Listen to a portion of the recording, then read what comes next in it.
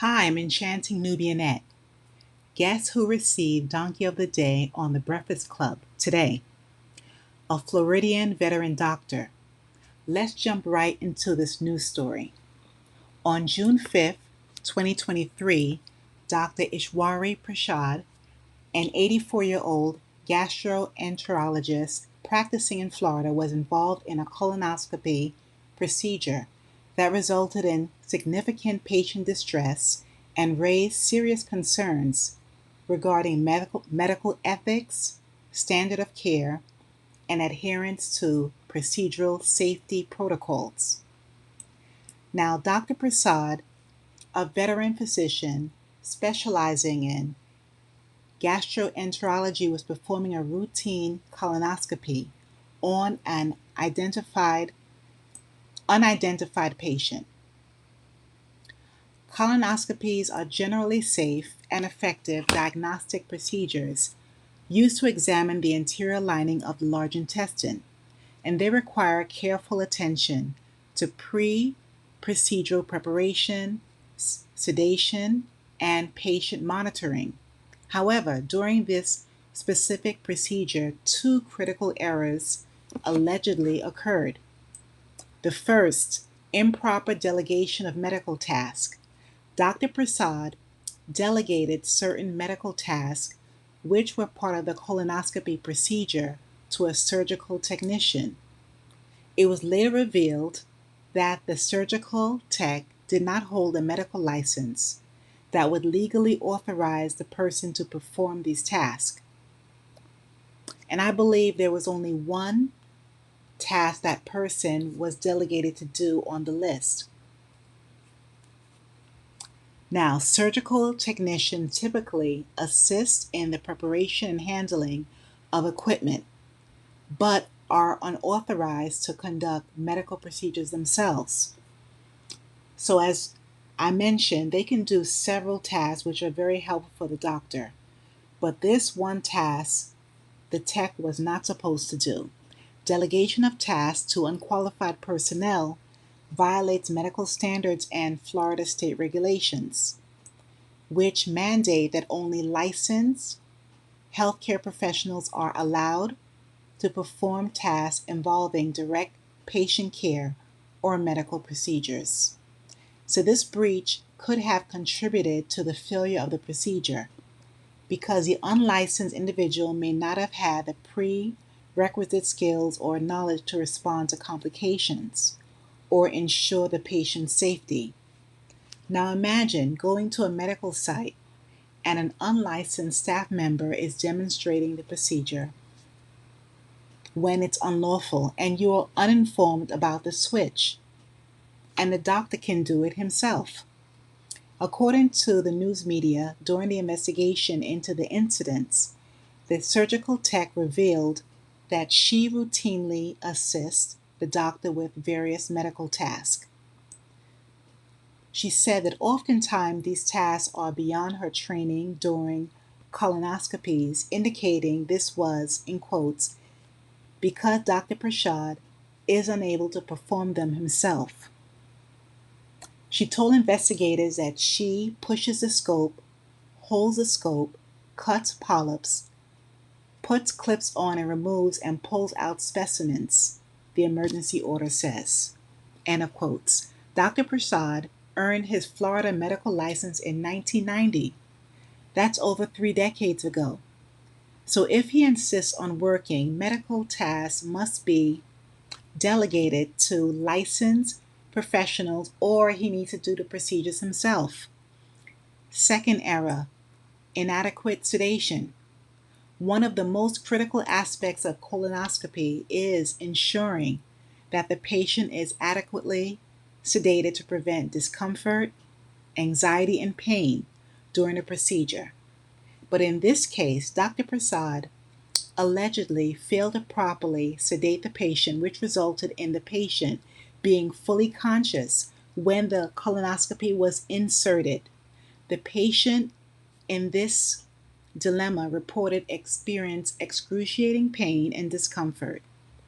Now, it's a standard practice to administer conscious sedation or anesthesia before beginning a colonoscopy to ensure the patient does not experience pain or distress.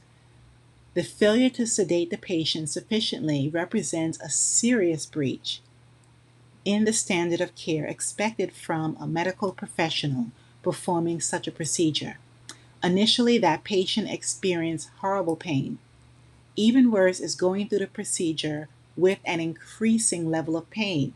So initially it's real bad, and then afterward it just gets worse and worse and worse. Now, the third error is a communication breakdown due to the hearing impairment.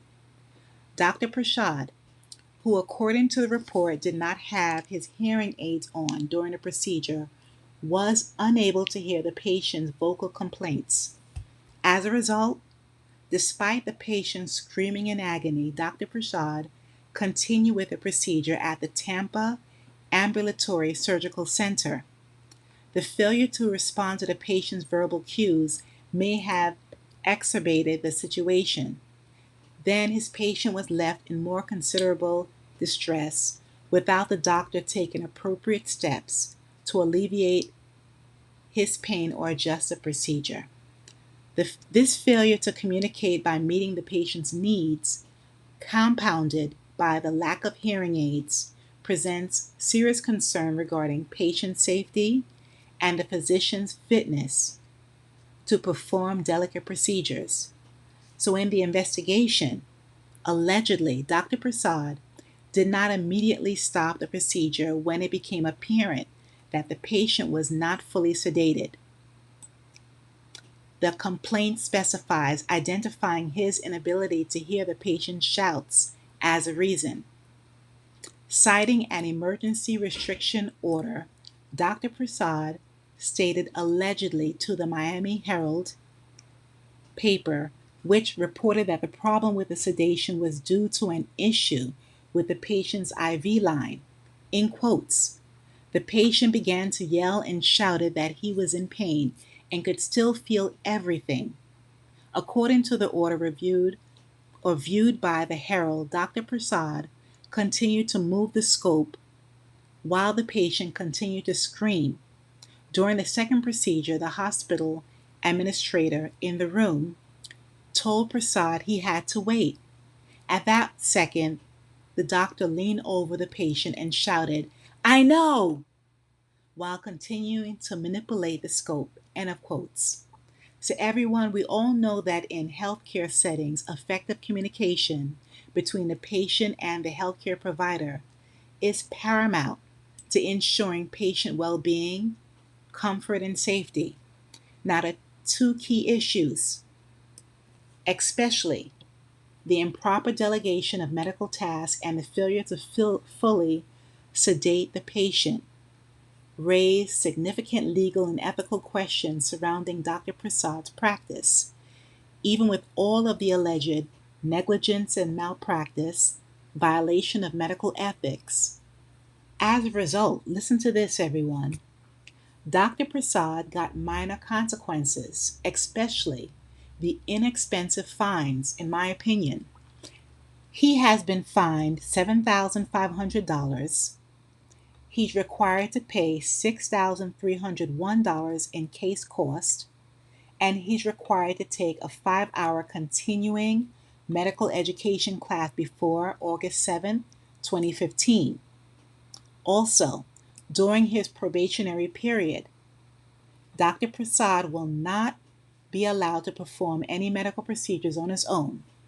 It's mandatory that he's reviewed and evaluated for competency or performs 10 gastroenterology procedures under the supervision of another physician who will then pass a recommendation to the committee overseeing his probation. So this is a veteran physician who caused significant pain, stress, and trauma to their patient, and he can return to work. I'm sure he's going to, pass it. They made it easy as far as I'm concerned. I'm not sure about the male patient's details regarding seeking compensation for physical pain, emotional distress, potential damage to their health,